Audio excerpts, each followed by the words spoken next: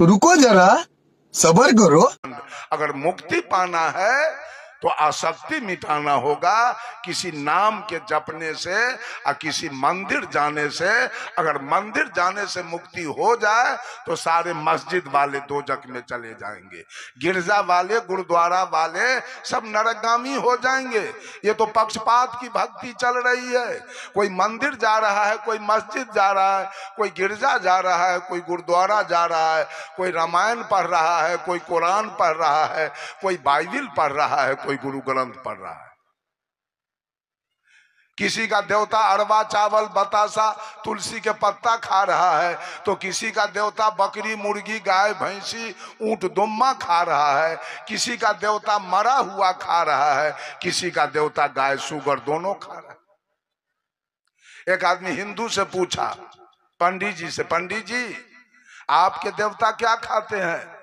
तो कहा अरवा चावल बतासा और तुलसी के पत्ता।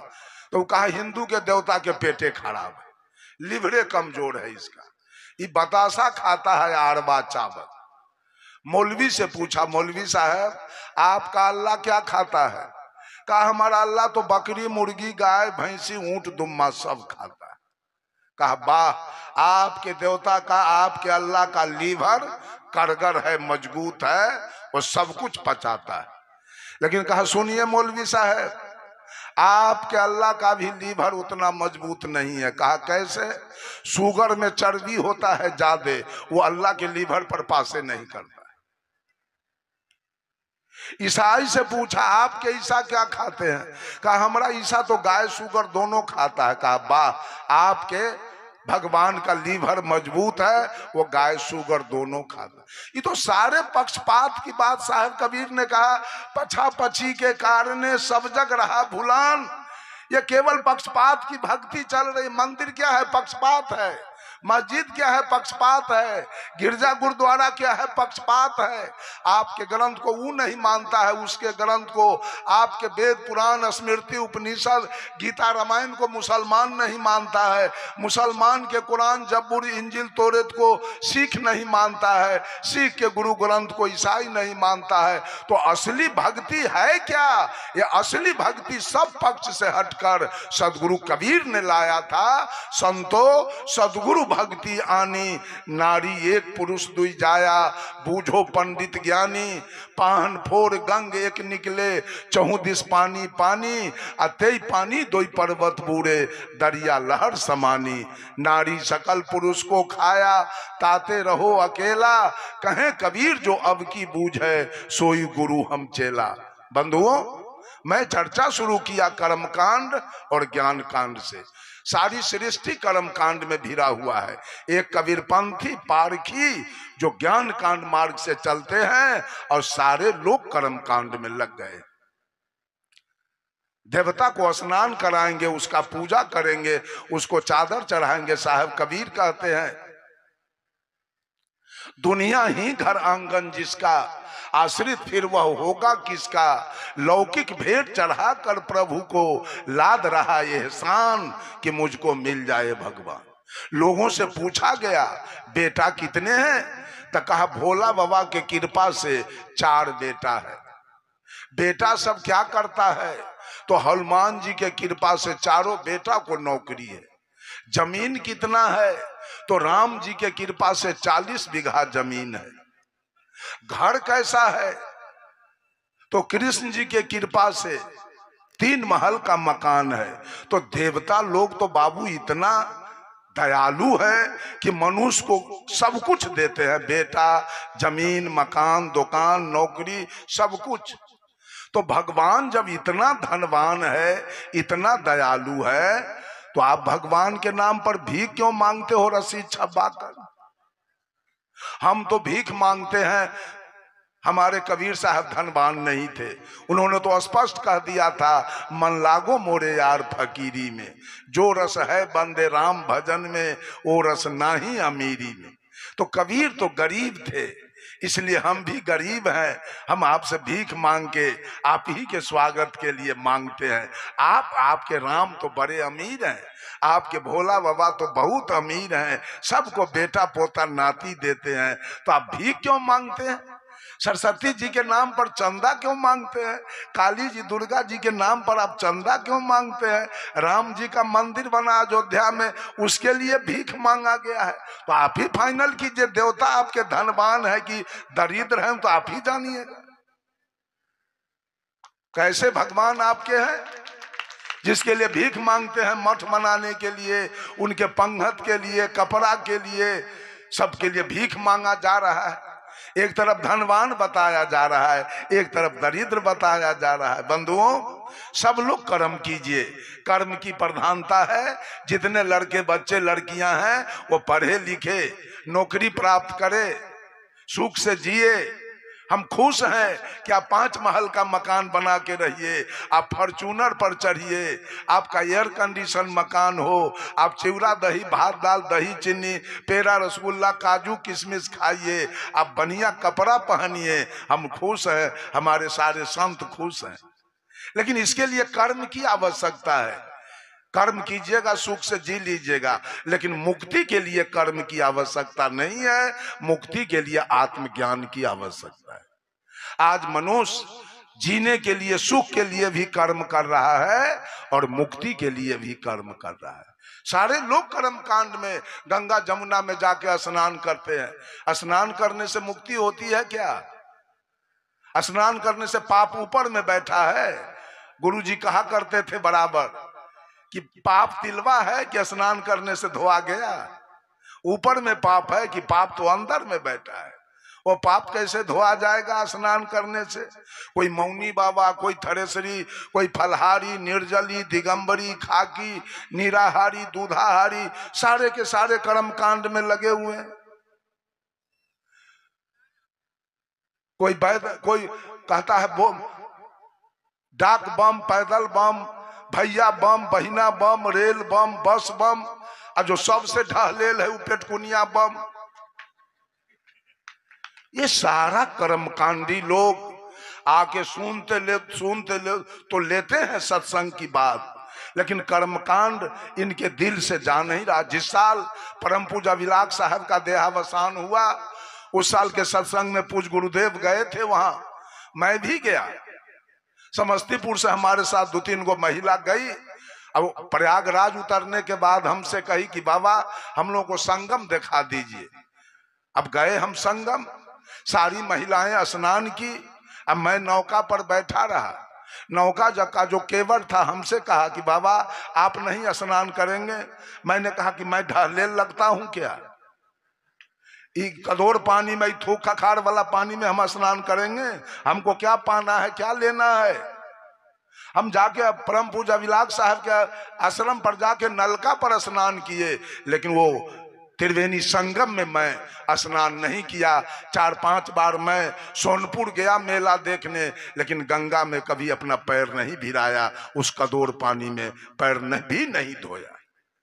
कभी कर्म कांड में आप किसी से पूछ लीजिए, 67 बरस का मेरा उम्र हो गया, कोई आदमी कह दे कि रमाशंकर साहब को मैं मंदिर में देखा या कोई तीर्थ में देखा या किसी देवा देवी को प्रणाम करते हुए, पत्थल पानी को प्रणाम, मैं ये संत महात्मा को प्रणाम करता हूँ, साहेब बनगी करता हूँ, लेकिन मैं पत्थल पानी को आज तक, इतिहास है कि मैं मैट्रिक तक की पढ़ाई मैंने किया, लेकिन सरस्वती के मूर्ति को कभी मैंने प्रणाम नहीं किया।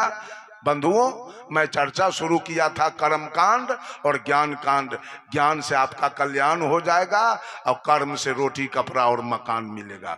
कल्याण होने वाला नहीं है तो किसी का देवता बकरी मुर्गी गाय भैंसी ऊंट दुम्मा खा रहा है, किसी का देवता मरा हुआ खा रहा है, किसी का देवता गाय सुगर दोनों खा रहा है। एक आदमी हिंदू से पूछा पंडित जी से, पंडित जी आपके देवता क्या खाते हैं?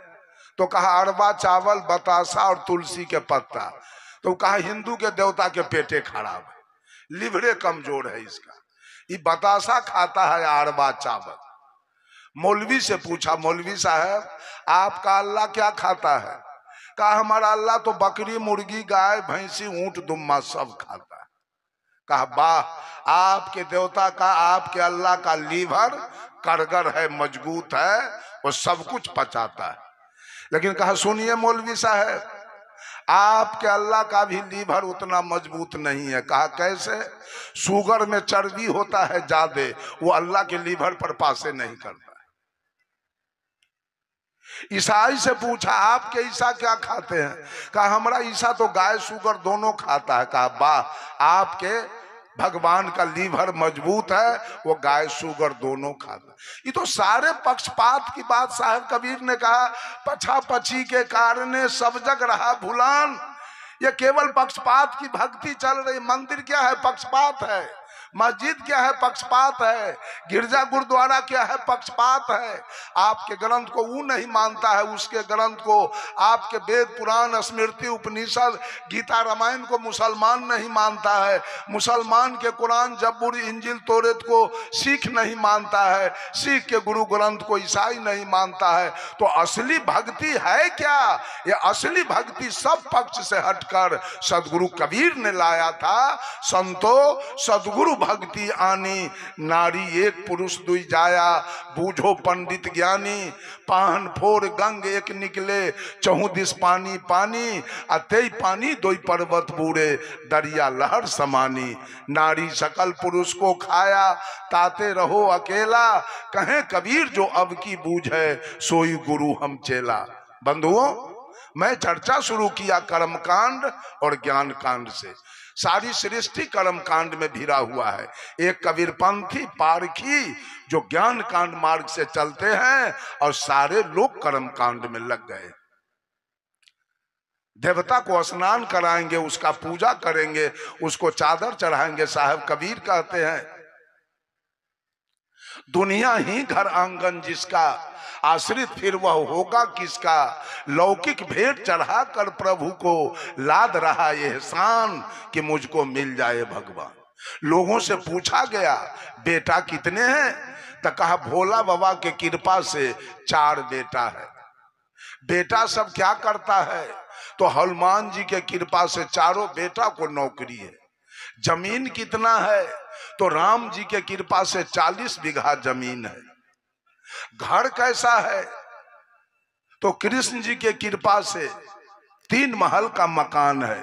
तो देवता लोग तो बाबू इतना दयालु है कि मनुष्य को सब कुछ देते हैं, बेटा, जमीन, मकान, दुकान, नौकरी, सब कुछ। तो भगवान जब इतना धनवान है, इतना दयालु है, तो आप भगवान के नाम पर भीख क्यों मांगते हो रस्सी छपाकर? हम तो भीख मांगते हैं। हमारे कबीर साहब धनवान नहीं थे। उन्होंने तो स्पष्ट कह दिया था, मन लागो मोरे यार फकीरी में, जो रस है बंदे राम भजन में, वो रस नाही अमीरी में।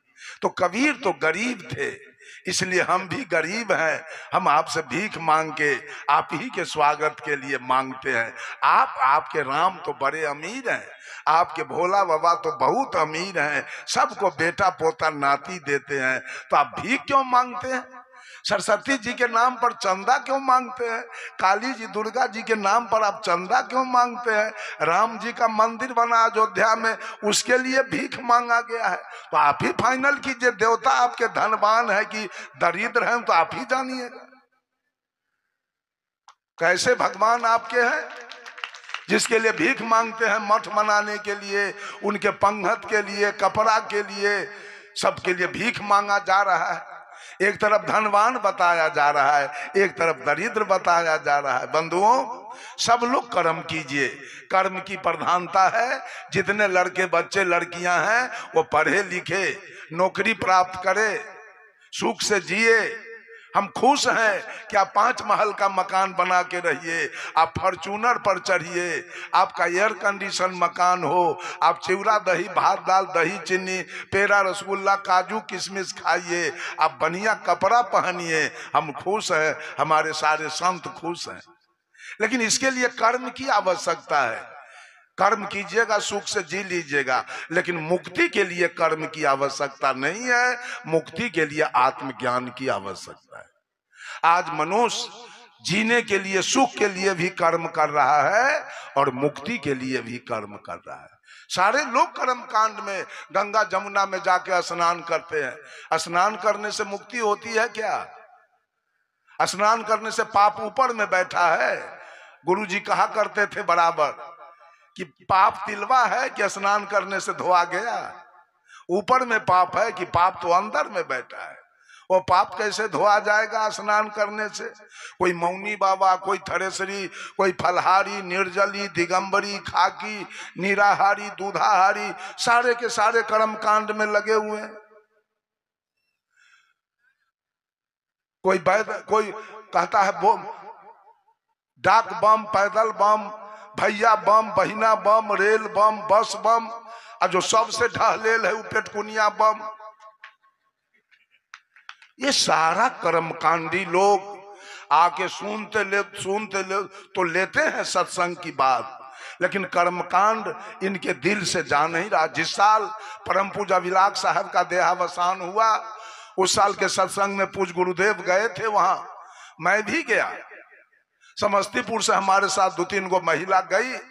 अब प्रयागराज उतरने के बाद हमसे कही कि बाबा हम लोग को संगम दिखा दीजिए। अब गए हम संगम, सारी महिलाएं स्नान की। अब मैं नौका पर बैठा रहा। नौका का जो केवट था हमसे कहा कि बाबा आप नहीं स्नान करेंगे?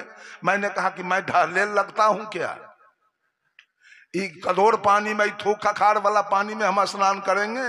हमको क्या पाना है, क्या लेना है? हम जाके परम पूजा विलास साहब के आश्रम पर जाके नलका पर स्नान किए, लेकिन वो त्रिवेणी संगम में मैं स्नान नहीं किया। 4-5 बार मैं सोनपुर गया मेला देखने, लेकिन गंगा में कभी अपना पैर नहीं भिराया, उस कदोर पानी में पैर भी नहीं धोया।